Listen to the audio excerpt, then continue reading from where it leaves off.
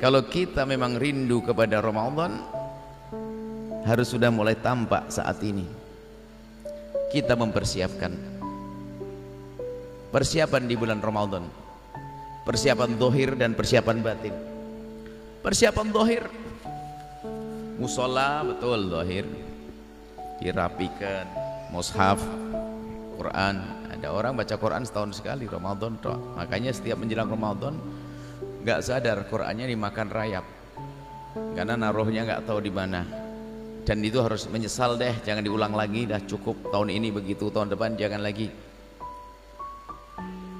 Kita persiapkan semuanya.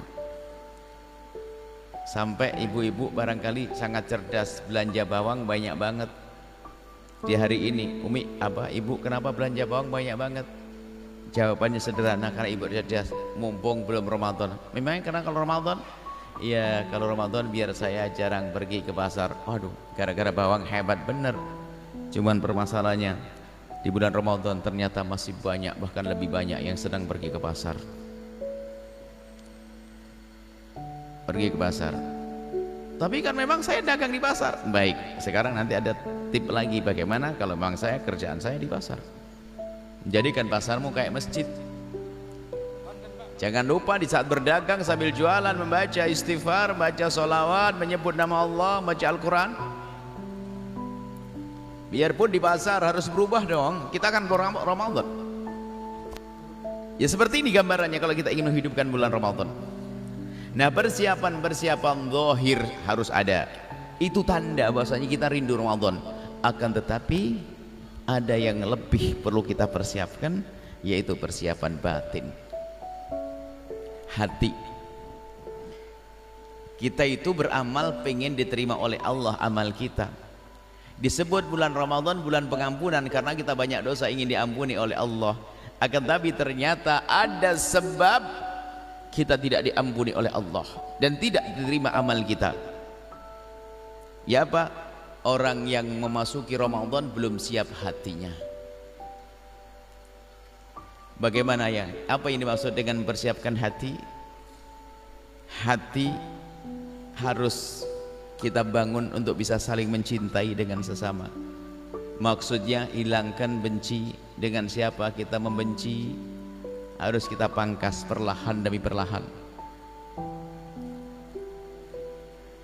Itu persiapan Ramadan penting banget itu, untuk berdamailah saat ini. Yang mulai kemarin tidak tegur sapa, kita boleh bertemulah kepada orang tersebut mumpung Ramadan.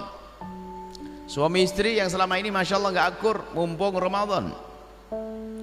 Ibu bayangin aja, tapi gak usah serius-serius, dibayangin jangan beneran. Bayangin ibu lagi menanak nasi di siang hari bulan Ramadan, udaranya panas, di dapur yang panas, kompor panas, menanak nasi, membuat sayur untuk suami yang suka bikin panas. Rasanya kayak apa kira-kira? Sama seorang suami yang bekerja keras, meres keringat banting tulang di bawah terik matahari, ternyata itu semuanya mencari uang untuk istri yang suka bikin panas. Tidak enak.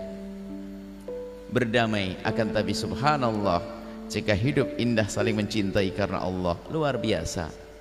Kerja pun biarpun di bawah terik matahari, dia ingat bahasanya ini adalah untuk orang yang aku cintai, jadi sejuk hati.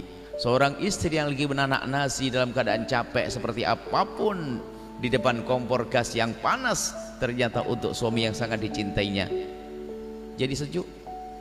Begitu juga dengan sanak kerabat dan saudara. Bayangkan kalau kita dengan orang dendam, marah, cepat lapar, cepat haus tuh di bulan Ramadan. Belum lagi nanti akan menjadi sebab kita melakukan sesuatu yang ditolak amal kita. Karena kita benci kepada tetangga, kita gunjing, ngomongin tetangga. Tuh, tahu enggak? Padahal kita puasa di bulan Ramadan, habis pahala kita. Makanya yang perlu kita persiapkan adalah bukan zahir saja, bukan urusan musola, batin kita. Ada tradisi di sebagian masyarakat kalau menjelang Ramadan begini ini ada tukar menukar makanan di antara tetangga. Tidak tahu di sini masih ada atau tidak. Kalau di Jawa Timur ada namanya megengan, ibu. Jadi kalau menjelang Ramadan itu setiap keluarga buat masakan yang enak, dikirim ke tetangga begitu. Sudah supaya damai, yang kemarin berantem jadi damai. Akhirnya kalau damai enak bu, ngajak traweh senyum tetangga yang diajak. Iya bu, kalaupun dia tidak mau nggak marah, hanya bilang aduh bu masih agak sibuk.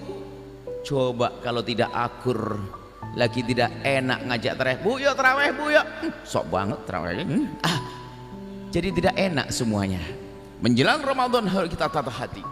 Bagaimana kita bisa saling mencintai karena Allah. Indah, suami istri kok cemberutan terus.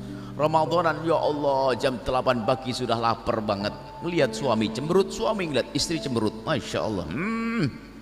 Nasib buruk tuh manusia. Nah berdamai. Kemudian tidak hanya sampai di situ. Gara-gara dendam permusuhan ini menjadi sebab kita rugi betul. Amal yang lalu tidak diterima oleh Allah. Ramadan yang lalu juga tidak diterima. Dosa tidak diampuni. Ada berita dari baginda Nabi. Makanya dia harus betul, kita damai itu harus. Jangan ikuti kesombongan. Mengalah kita, biarpun dia lebih kecil dari kita, lebih muda dari kita. Kita mulai karena saya pengen diterima amal saya.